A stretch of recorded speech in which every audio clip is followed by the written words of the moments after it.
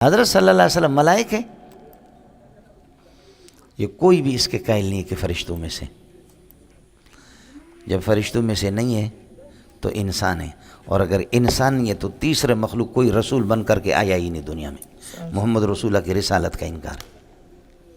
السلام علیکم دوستو، آج کی ویڈیو میں ہم آپ کو مولانا منظور مینگل صاحب کی وہ ویڈیو دکھانے جا رہے ہیں جس میں اس نے ایک عالم کے ساتھ رسول اللہ صلی اللہ علیہ وسلم کی نور اور بشر میں مناظرہ کیا تھا، تو وہ ویڈیو ہم آپ کو دکھائیں گے، تو آپ یہ ویڈیو دیکھتے رہیں۔ اگر کوئی نبی کو انسان اور بشر ماننے کے لیے تیار نہیں ہے تو وہ نبی کو منعم علیہم نہیں سمجھتا، انبیاء کو منعم علیہم نہیں سمجھتا ہے۔ سورہ فاتحہ سے بشریت کا مسئلہ حل ہو گیا، اللہ کے لیے کچھ پلا پڑا نہیں پڑا، اڑے ہو گیا۔ ایک عجیب بات آپ کو بتاؤں، تعریف کی جتنی بھی کتابیں ہیں سمجھے، چاہے وہ کشف اصطلاحات الفنون ہو یا دستور العلماء عبد النبی احمد نگری کی یا سید شریف جرجانی کی تعریفات ہوں، نبی کی تعریف سب نے یہ کہ النبی انسان بعثہ اللہ الی الخلق۔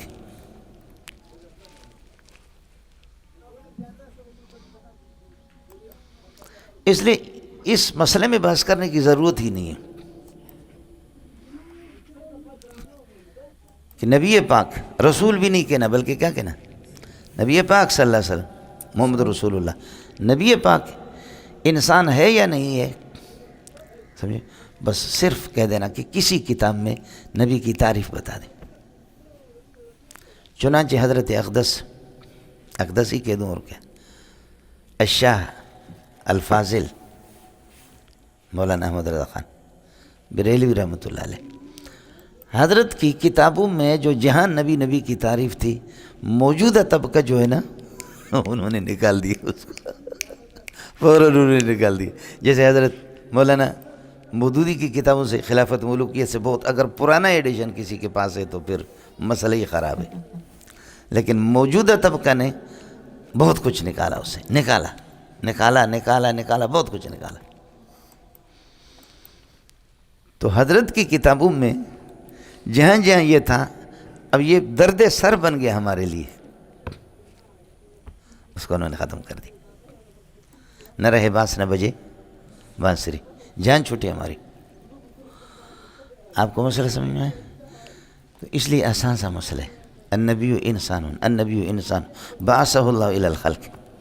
نبی رسول کا فرق وہ الگ مسئلہ ہے جو ہم لوگ بخاری میں پڑھاتے ہیں، مسئلہ مشکل ہے، لیکن یہ ہے کہ نبی کی تعریف یہی ہے، النبی انسان بعثہ اللہ الی الخلق۔ ایک منعم علیہ، دوسرا نبی، سمجھتا ہے؟ تیسرا مسئلہ یہ ہے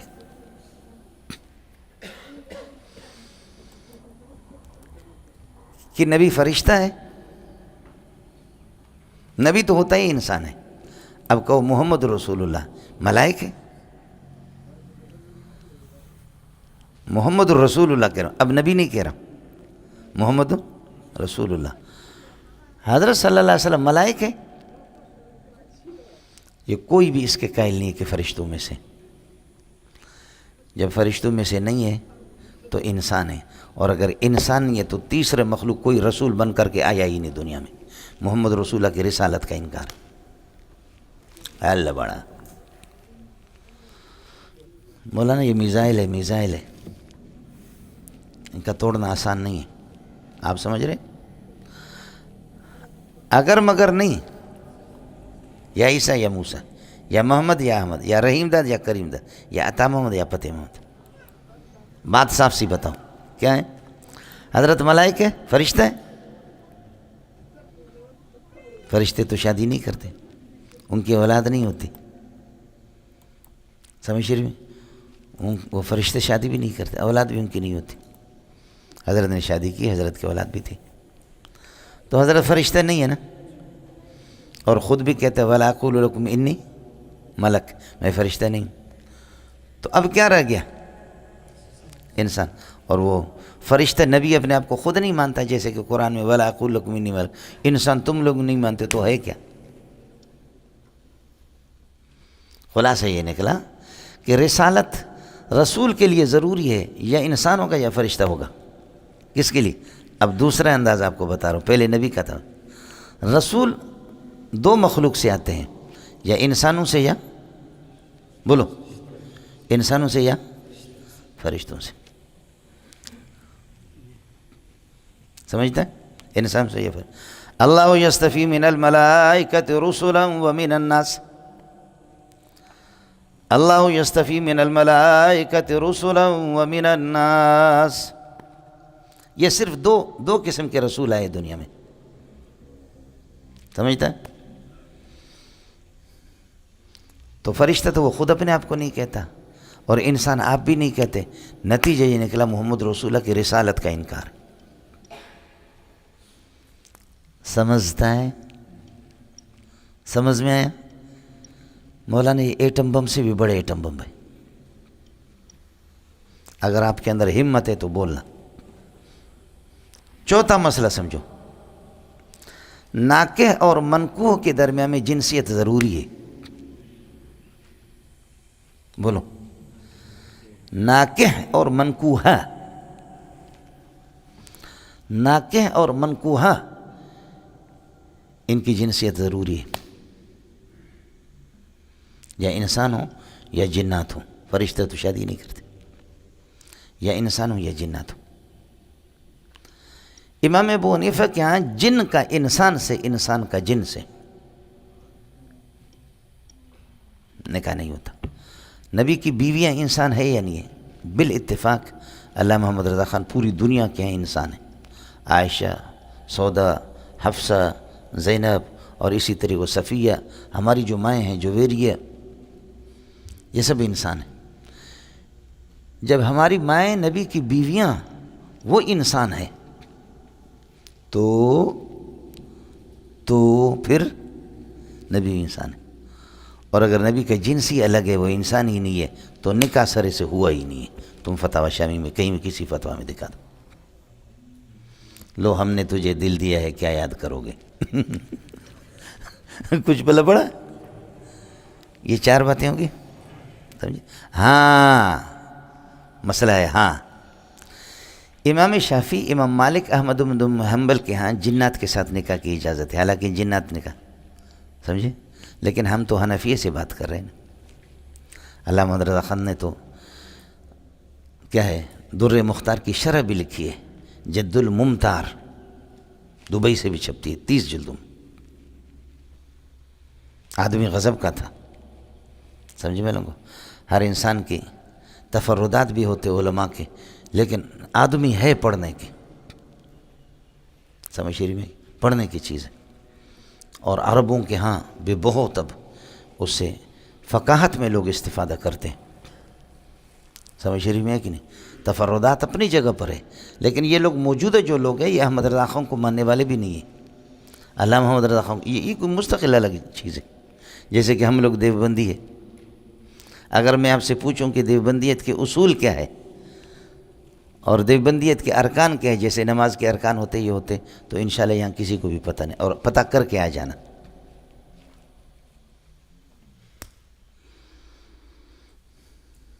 پتہ کر کے آ جانا. ہر ایک آدمی کوئی بھی اپنے آپ کو دیوبندی کہہ دے، اس طرح نہیں ہوگا. اس کے اصول ہے، اس کے ارکان ہیں. امام ابو حنیفہ کے ہاں جنات کے ساتھ نکاح کی اجازت نہیں ہے. ائمہ ثلاثہ سے اجازت دیتے، امام صاحب اجازت نہیں دیتا. سمجھے؟ اس لیے کہ ناکح اور منکوحہ کے درمیان میں جنسیت، ان کا جنس الگ ہے. تسخیر جن کی بھی امام ابو حنیفہ اجازت نہیں دیتا، اور نکاح بالجنیہ کی بھی اجازت نہیں دیتا. پانچویں بات، چھٹی بات سمجھو. والد اور مولود میں جنسیت ضروری ہے.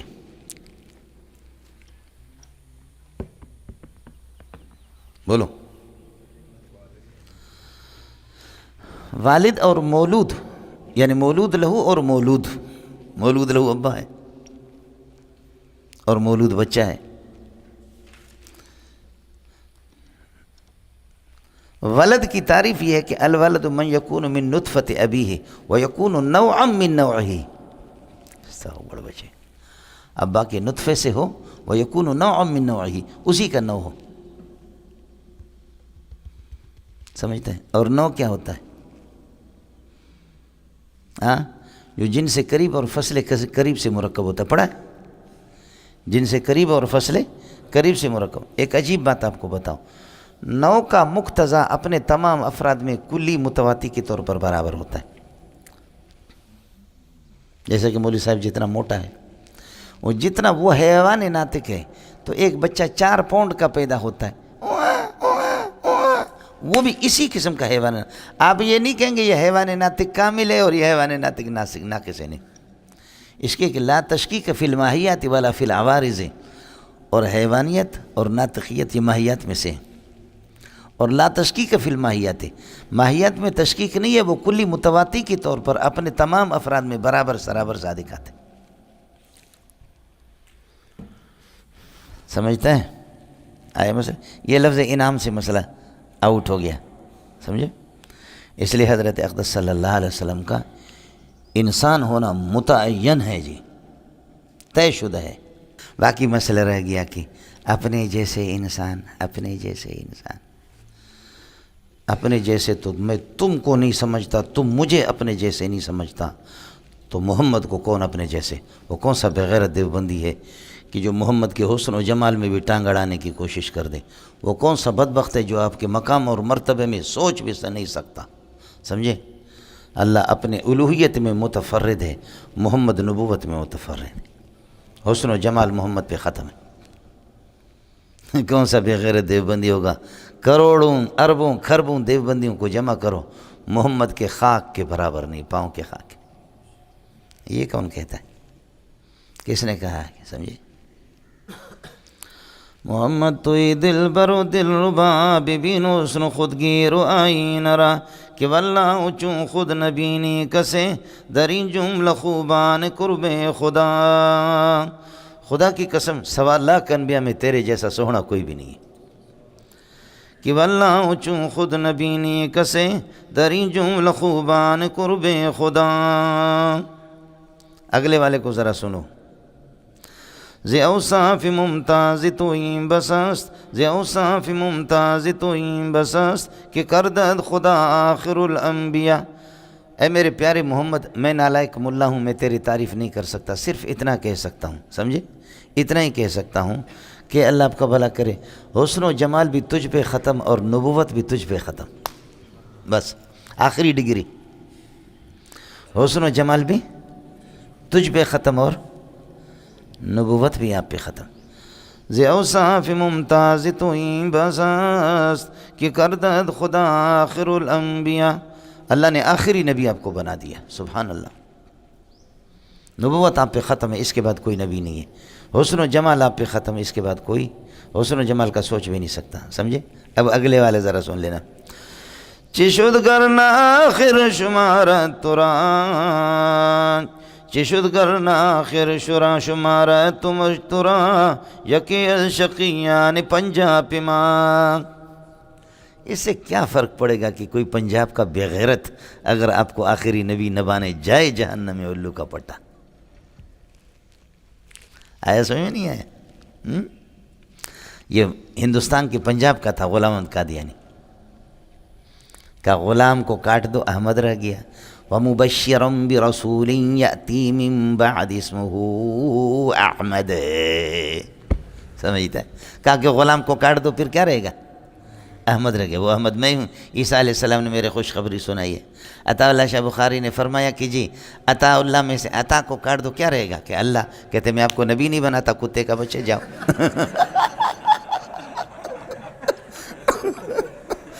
بولو. غلام احمد میں غلام کو کاٹو تو احمد ہی رہے گا. عیسیٰ علیہ السلام نے میرے خوشخبری سنائی ہے، میں آیا ہوں. مبشرًا برسول یاتی من بعد اسمہ. عطا اللہ شاہ بخاری نے فرمایا عطا کو کاٹ دو، اللہ رہے گا. میں اللہ ہوں، میں آپ کو نبی نہیں بناتا، کتے کا بچہ جاؤ. خنزیر کہیں کا. کیا انسان تھا. ایک شیعہ تھا جو شاہ صاحب سے بہت ڈرتا تھا. شاہ صاحب نے اس کا نام سے، بڑا مولوی تھا، شیعوں کا نہ ذاکر تھا. کلب علی خان نام تھا. کیا تھا؟ کلب علی خان. حضرت نے نام سنا تھا. ایک دن اچانک اس طرح ہو گیا ان کان الانسان ناطقا فالحمار ناہق، اتفاقاً دونوں جمع ہو گئے، ورنہ ان کانت الشمس طالعۃ فالنہار موجود تو ضروری ہے، جب بھی طلوع شمس ہوگا وجود نہار. لیکن اتفاقاً ان کان الانسان ناطقا فالحمار، نہ انسان کا ناطق ہونا اور گدھے کا نائق ہونا دونوں اتفاقاً جمع ہو گئے، کوئی ضروری نہیں ہے. مقدم اور تالی جمع. اچانک بس میں جس سیٹ پر شاہ صاحب بیٹھا تھا اسی پر یہ کلب علی خان آ کر کے بیٹھ گیا، اس کے قریب. ساتھ دونوں بیٹھ گئے. شاہ صاحب نے ان کا نام سنا ہے، انہوں نے شاہ صاحب کا نام سنا ہے. کبھی ایک دوسرے کی شکل نہیں دیکھی. جیسے بیٹھ گئے حضرت کے قریب تو حضرت اقدس شاہ صاحب رحمۃ اللہ علیہ نے فرمایا، گاڑی چل پڑی آگے، سفر کر رہے دونوں. شاہ صاحب کو اندازہ ہو گیا کہ ملا غٹ دیکھنا، غٹ مولا